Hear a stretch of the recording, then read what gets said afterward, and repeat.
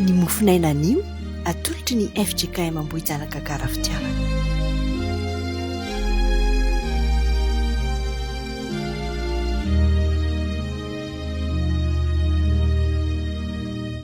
Rehefa malala anio alatsinainy fa 20 ny volana Desambra faly miaona amintsika rehetra amin'ny alalan'izao fitaovan-tsiratsira zao indray ry havana. Indro velonaina trapamonjena isika ka afaka mbola mivelona amin'izay nametraran'Andriamanitra antsika eto amin'izao tontolo izao.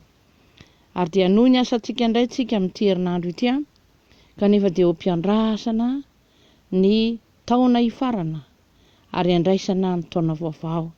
Mbola manodididina ny krismasy ihany tsika izao ry havana na fankalazana ny Noely izay vao avy natrehantsika teo.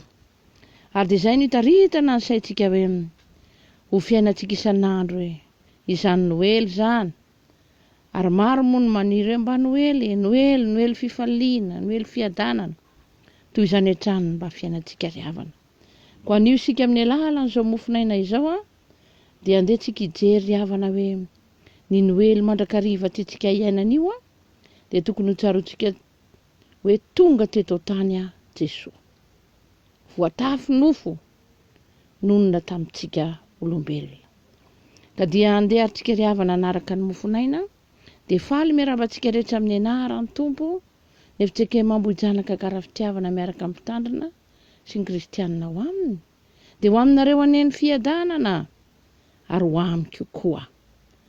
Ny mofinaina voalahatra anio ary dia ny Mateo 4:4 mendiny 12 ka hatramin'ny 17. Melohan'izany dia iombomba havaka isika.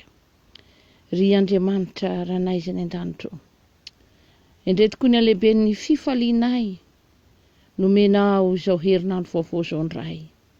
Vao manomboka izany zay izao ka dia misaotra fa fitahiana sahady ny fambaranao aminay Tompo. Ary dia ametraka ny herinandro vaovao am-pelantananao izay. Indrindra izao andro anio izao, indro apetraka eo am-pelantananao.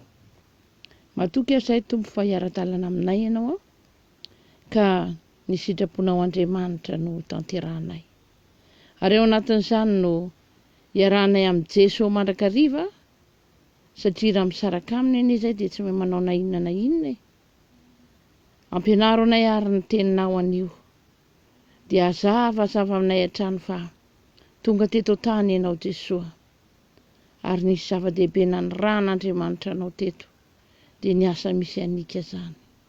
Dia misaotra fa tanteraka ao zany ho tahinao ary ny teninao izay ambara eto amin'izao maraina izao mba hanananjara toerana ao am-ponay tsirairay avy.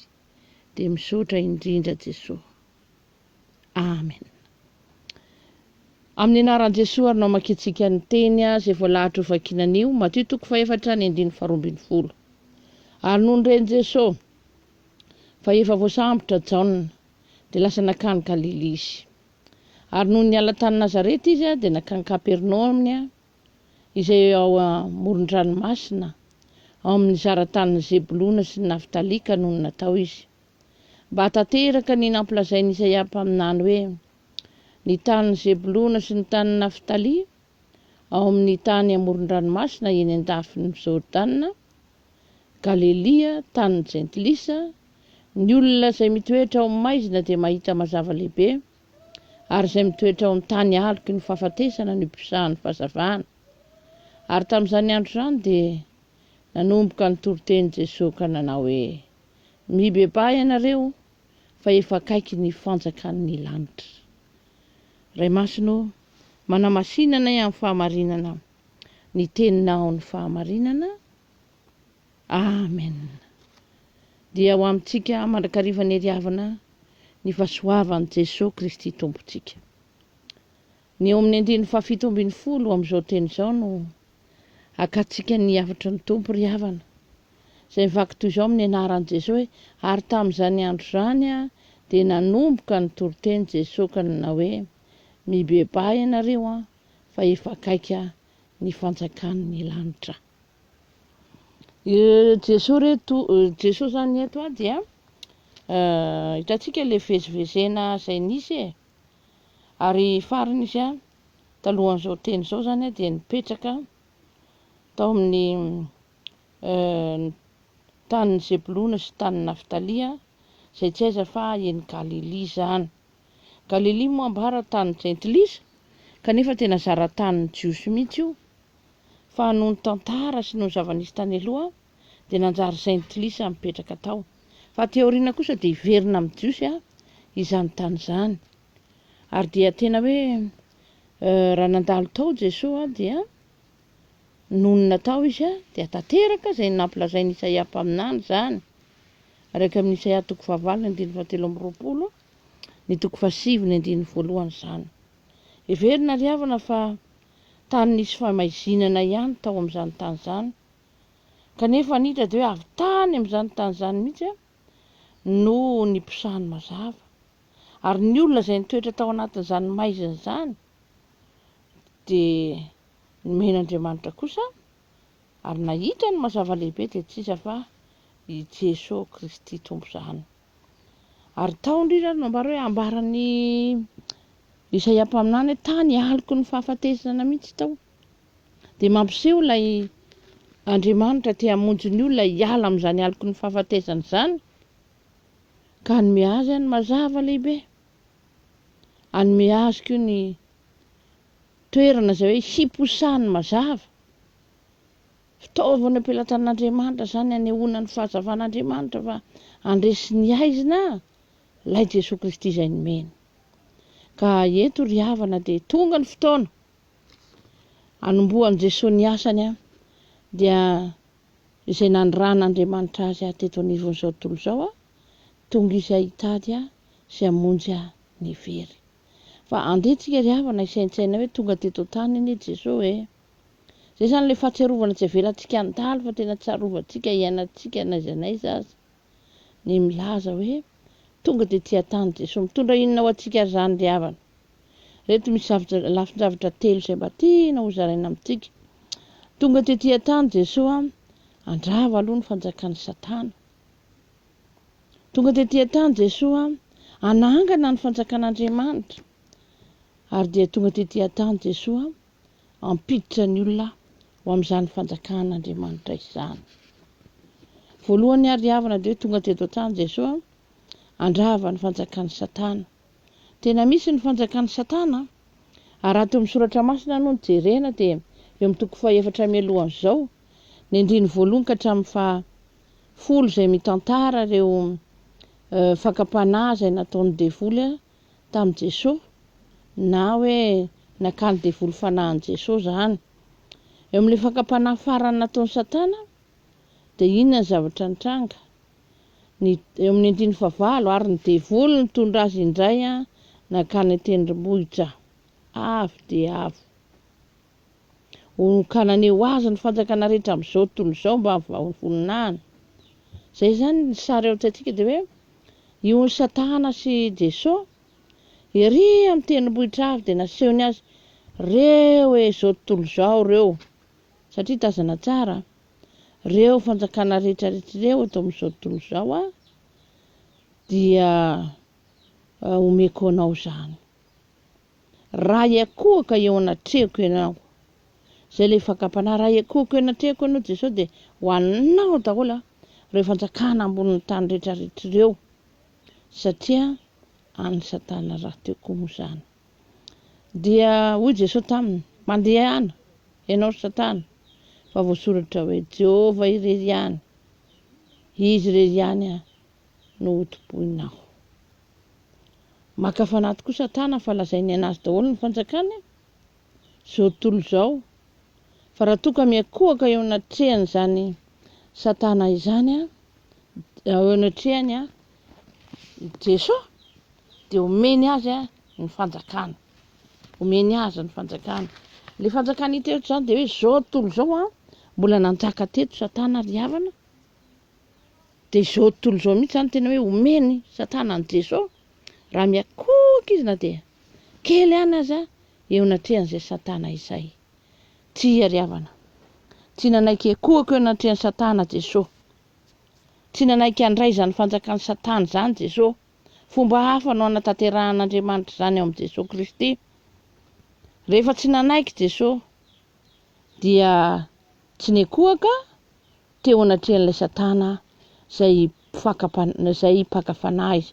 Tena farisena avy hatrany mantsy izany ka manome toerana ny fanjakan'ny Satana, ny firaisan'ny olona amin'ny Satana na dia kely fotsiny azy, na dia vetivety fotsiny azy. Fa rehefa tsy masina rehefa tsy mety rehefa tsy madio dia tsy miombona amin'ireny zavatra maro samihafa ireny isika. Dia izany fahatongavan'i Jesosy teto tany izany ary dia maneho sy mampafantatra ny Satana eto fa Andriamanitra rery no akofana ary izy irery ihany no tompoiny. Fa any Jesosy Kristy mihitsy ny fanjakana rehetra eto anivon'izao tontolo izao, fa tsy manana anjara amin'izany i Satana. Ary dia ambaran'i Jesosy Kristy ry havana, arak'izay teny efa norentsika teo fa tsy hanatanteraka izany na oviana Jesosy. Ary sika koa izany dia tsy mandohalika eo amin'ny fanjakan'ny Satana. Tonga teto tany ary Jesosy andrava ny asan'ny Satana, ny fanjakan'ny Satana, hitantsika amin'ny Jaonina 1:7-9 izany. Fa hanorina kosa ry havana ny fanjakan'Andriamanitra. Hanafaka antsika izy amin'ny fahefan'ny Satana, fa hanoroka kosa izy izany fanjakan'Andriamanitra izany. Natombo Kristy tamin'ny fahafatesany sy ny fitsanganany tamin'ny maty, ny fandreseny ny fitsanganany tamin'ny maty, ny andreseny an'izany Satana izany. Azontsika antoka noho izany fa ho tonga amin'ny faratampony ny fandresen'Andriamanitra ny Satana. Ary dia tanteraka izany rehefa mitsangana tamin'ny maty Jesosy tamin'ny andro voalohany amin'ny herinandro. Izay tokony ho tsahivitsika dia izao raha maty tao am-pasana foana anke Jesosy dia tena resin'ny Satana izany. Dia tsy Andriamanitra izy fa olona. Ary raha olona dia tsy afaka mitovany Kristy na oviana. Fa ny fananganan'Andriamanitra ny fanjakany izay ahoriny eto dia midika sy manambara fa izany no tian'Andriamanitra hidiran'ny olona, hitoeran'ny olona izany fanjakan'Andriamanitra izany. Ny zavatra hita ry havana dia izao hoe indraindray dia toa mahery amintsika mihitsy ny Satana izany. Izay ambara dia izao tena misy izy ary tena mahery izy. Kely anefa izany heriny izany satria mbola mahery noho izany ilay Andriamanitra. Fa isika fotsiny misaintsaina an'izany, esory eo an-tsaintsika olona mino izay manaiky an'i Jesosy Mesia, izany falebiazan'ny Satana izany na inona. Fa andeha hosoloina kosa ilay tena ho falebiazan'ny Kristy ary ny alehibeny ny fitiavany sy ny famindram-pony ny fotom-pisainantsika tsirairay avy. Ny faharoa dia izao hoe tonga tetỳ tany Jesosy anangana ny fanjakan'Andriamanitra. Indro ry havana, ny zava-misy dia izao hoe resy tokoa Satana, fa saingy ny olona mbola tsy ampy finoana ka dia misy ny sady matahotra azy, misy ny tsy mahavita eo amin'izany ady izay ataony amin'ny fandresena ny Satana izany.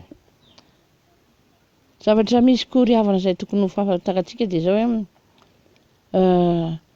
ampahafantaran'i Jesosy izany endriky ny fanjakan'Andriamanitra izany. Tonga eto ny fotoana hanomboka ny asany Jesosy eto dia tao alohan'izay moa no nandresen'i Jesosy ny devoly, haitsika tsara ilay fakam-panahiny lazaiko teo. Fa manomboka eto Jesosy dia hitory izany hoe fanjakan'Andriamanitra izany ka nampahafantaran'i Jesosy izany endriky ny fanjakan'Andriamanitra izany. Mba hampiditra ny olona amin'ny fanjakan'Andriamanitra izany no hevitr'Andriamanitra ka dia notanterahan'i Jesosy izany. Ampahafantatra ny olona ny famonjen'Andriamanitra tena nampianarin'i Jesosy ny vahoakany izany. Isika rehetra koa dia isaorantsika n'Andriamanitra fa efa manana tokoa izany fahalalana tsara izany mba azahoantsika mandroso eo amin'ny fanarahana ny tompo ry havana. Ny fandresentsika ny asan'ny Satana dia tsy misy afa-tsy ny fifikirantsika amin'ny Jesosy irery ihany, ka hitomboan'ny herim-panahy ao anatintsika ao. Fa raha ny tenantsika irery dia tsy mahefa izany tsika, fa misy indrindra ny hery avy amin'Andriamanitra, ary misy indrindra ny asan'ny fanahy masina, dia ahafahantsika indrindra mandresy izany asan'ny Satana rehetrarehetra izay mitranga sy sakana ao antsika izany.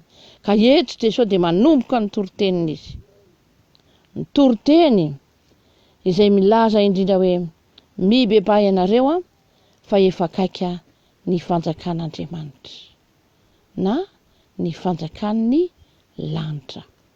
Fa inona moa ry havana io fanjakan'ny lanitra izay atsangana io, na io fanjakan'ny lanitra izay ambaran'i Jesosy toriny sy ambara io, ary toman'ny olona mba hanana anjara ny fampianarantsika araka ny FJKM-tsika na maha-kristianantsika ry havana dia zao hoe ny fanjakan'Andriamanitra tsy fiatsaran'ny fiainan'ny olona tsirairay, na hoe fiainan'ny kristiana, na hoe fiainan'ny fiangonana, tsy izany no antsoina hoe fandrosoan'ny fanjakan'Andriamanitra na fiatsaran'ny fanjakan'Andriamanitra eto anivon'izao tontolo izao. Fa ny izy dia zao hoe tena io fanjakan'Andriamanitra io dia avy amin'Andriamanitra irery ihany io. Izy no manome atsika an'io fanjakan'io ry havana. Tsy izao tontolo izao akory no soloina ka dia hoe ho tonga lanitra vaovao sy tany vaovao, dia olom-boa vaovao no hipetraka ao, fa tsy izao olona ankehitriny izay vao vesaran'ny elo ka vesaram-pahotana izao. Fa io dia manambara hoe avy amin'Andriamanitra, satria izy ny tompo ny fanjakana, izany fanjakanao, izany fanjakana voaorina eto izany. Koa ny fanjakan'Andriamanitra ry havana dia milaza ny fandresen'Andriamanitra feno sy tanteraka ny herin'ny ratsy rehetra, hibaribary fa resy tokoa Satana sy ny ota, ary ny fahafatesana izay fahavalo farany izay tena ny riharihan'ny izy ireo tokoa. Fa isika kosa dia mandrosotsika ary miditrytsika ho amin'ilay tena fanjakan'Andriamanitra izay efa fampanantenana noentin'ny Kristy izany ho antsika. Ny fanjakan'Andriamanitra koa ry havana dia raha mivavaka moa tsika ho tonga any amin'ny fanjakanao dia ohatrany hoe mbola ho avy izany fa izao efa amin'ny finoany toriana izao, torian'i Jesosy dia ampianarina momba ny fanjakan'Andriamanitra, dia manambara fa efa miandoha izany fanjakana izany, ary noho ny asan'ny famonjena izay nataon'i Jesosy Kristy ho antsika dia tamin'ilay nitsanganan'i Jesosy Kristy tamin'ny maty dia maneho ny fandresena lehibe izay niainan'i Jesosy sy Andriamanitra ka tonga fanjakana iray hitoeran'ny fanahy masina sy ny fahafenoana ny fiangonana. Dia tsy anjary velively ho fanjakan'Andriamanitra akory ny fiangonana, fa ny fanjakan'Andriamanitra dia ny fanjakan'Andriamanitra dia tarafintsika izany ao anatin'ny fiangonana izany. Fa io fiangonana misy antsika io tsy fanjakan'Andriamanitra, fa izao santatry ny fanjakan'Andriamanitra ny fiangonana, satria an'i Jesosy Kristy ny fanjakan'Andriamanitra. Ka izay nanery azy ka izay entin'i Jesosy dia zao izay nandray azy dia nomeny hery ho tonga zanaka izany fanjakan'Andriamanitra izany. Ny fiangonana koa izay tsy azo tonoina dia vavolombelon'i Jesosy Kristy. Ka dia mandinika tsara tsika, mieritreritra tsara tsika hoe ahoana no hatanteran'Andriamanitra ny mahavahoaka ny fanjakana amiko eto anivon'izao tontolo izao. Isika ry havana, aoka hijoro raha fiangonana ho santatra sy vavolombelona izany fanjakan'Andriamanitra izany satria efa tonga teto an-tany tokoa Jesosy nanomboka ny toriteny izy, dia ny amin'izany fanjakan'Andriamanitra efa tsy lavitra intsony izany ny ambarany satria efa akaiky ny fanjakany lanitra. Dia izany no tahiry eo am-pontsika ao ka hitombotsika amin'ny fahalalana tsara izany. Fa ny fahatelo farany ry havana raha tonga teto tany Jesosy dia entitra moa ny filazana azy eto hoe ny filazany azy hoe efa ampiditra antsika ao amin'ny fanjakan'Andriamanitra. Tonga Jesosy ary ampiditra ny olona ao amin'ny fanjakan'Andriamanitra na fanjakany lanitra. Inona ary ilay havana ny lalana izay ambaran'i Jesosy hidiranao dia hoy izay mibeba ianareo. Ao amin'ny DM dia midika hoe ialao ny ratsy rehetra, ialao ny ratsy rehetra. Fa izany no ahitanao sy hidiranao amin'ny fanjakan'Andriamanitra. Ny zavatra hita ry havana dia izao hoe ahoana moa izany mibebaka izany. Mibebaka anie dia fialana amin'ny ratsy tokoa ary tsy verina amin'ny ratsy fa ny tsara no tanterahana indray. Raha jerevantsika ry havana izay ambara amin'izany hoe fialana amin'ny ratsy izany dia amin'ny alalany indrindra fifonana amin'Andriamanitra. Mifona eo amin'ny ratsy rehetra izay natao. Fanetretena eo anatrehan'Andriamanitra fa tena meloka sy mpanota tokoa. Dia fandraisana fanapahan-kevitra koa eo anatrehan'Andriamanitra. Fa tsy verina ao amin'izany faratsiana izany intsony fa ihany ao anatin'ny famasinana hatrany miaraka amin'ny Jesosy Kristy. Eto am-pamaranana izao teny izao ary havana. Vonona venao mba handova izany fanjakan'Andriamanitra izany? Vonona venao amin'ny fiainam-baovao amin'ny fanjakan'Andriamanitra? Indro ry havana omena antsika ny mazava-dehibe nahatongavan'i Jesosy teto tany fa raha tonga teto tany izy handrava ny fanjakan'ny Satanana rehetra. Aza matahotra ny amin'ny ota sy ny ratsy rehetra sy ny devoly fa efa fahavalo resy reny resin'i Jesosy dia mba ho resinao koa. Tonga teto tany Jesosy hanangana ny fanjakan'Andriamanitra tsy mba eto amin'izao tontolo izao no hivelomantsika na havelomantsika fa isika dia manantena indrindra fa ho vahoaka ny fanjakan'Andriamanitra. Tsy hoe rehefa ratr'izay ihany fa amin'ny olona izay efa mino dia efa tsy lavitra ny fanjakan'Andriamanitra izy ary misy ary amin'ny fahavelon'ny olona na tsy mino azy izy dia efa mandova koa izany fanjakan'Andriamanitra izany. Fa eto ry havanao dia tsarovintsika ary fa efa tsy lavitra ny fanjakan'Andriamanitra tsika satria efa tonga teto tany tokoa Jesosy ampiditra ny olona ao amin'ny fanjakany. Ka dia anisan'izany tsika rehefa mibebaka miala amin'ny ratsy rehetra, tsy miverina amin'ny ratsy rehetra, manaraka ny fiainam-baovao amin'ny Jesosy Kristy ary vonona handova izany fanjakan'Andriamanitra izany ka ho vavolombelona hatramin'ny farany. Ho an'Andriamanitra irery ary ny voninahitra fa isika rehetra kosa mandehana ry hava manaova ny asan'i Jesosy torio sy ambarao izany fanjakan'Andriamanitra izany. Ho azy irery any ny voninahitra. Amen.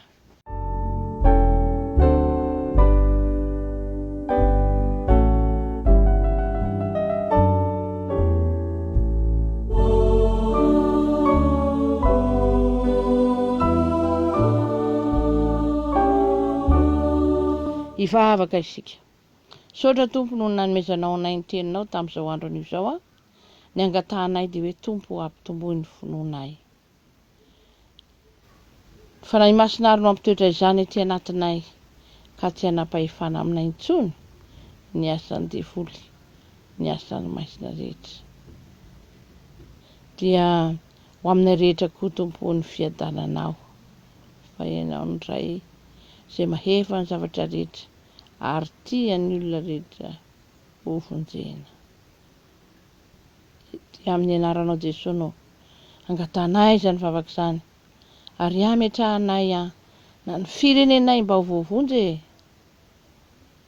ny fiangonanao mba ho voavonjy, ny fianakavianao mba ho voavonjy ary ny ankizy madinika rehetra dia samy anarana izany anarana hoe voavonjy izany ka dia ny santatry ny fandreseny dia ny finoany amin'ny Jesosy Kristy Tompo ririana. Ho amin'ny saotra Jesosy fa fitiavanao izany izay rehetra mahasoanay tsy voatonontononay dia meo anay ary sitraka ary manakambana ny vavakay, vavaka nampianarin'ny Tompo manao hoe rainay eo izay ny an-danitra. Ho amasinana ny anaranao ho tonga neny fanjaka anao, hatao aneny sitraponao etỳ tany taky neny an-danitra. Omeo anay anio zianina saza ho anay, ary mamelà ny elokay tahaka ny namelanay izay meloka taminay. Aza mitondra anay amin'ny fakapanahy, fa manafahanay amin'ny ratsy, fa anao ny fanjakana sy ny hery ary ny voninahitra mandrakizay. Amen. Dia misaotra ny tompo atsika no niteny izay nomeny dia mandehana tokoa ry havana toriany amin'ny fanjakan'Andriamanitra e. Tohizo ny asan'i Jesosy. Mba ho fantatry ny olona rehetra fa zava-dehibe ny natongavany ho nofo mendrika ny mankalaza krismasy fampahafantarana indrindra fa efa akaiky ny fanjakan'Andriamanitra. Dia misaotra ray io. Tanteraka teto izany fanambarana ny teninao izany. Aokarany fanahy masina mitoetra ny teninao amin'ny vahoakanao rehetra. Dia mba tsisy ho very izay rehetra fa hanana ny fiainana mandrakizay. Dia eo aminay rehetra ary ny tsodrano izay hotononona amin'ny anaran'i Jesosy manao hoe Andriamanitry ny fiadanany hatanteraka anareo amin'ny tsara rehetra ka aokarovany avokoa na ny tenanareo na ny ainareo ho tanteraka ka tsy hanatsiny amin'ny fiavian'i Jesosy Kristy Tompo. Teo an'Andriamanitra iry ihany ny voninahitra amin'ny anaran'ny Ray sy ny Zanaka ary ny Fanahy Masina. Amen.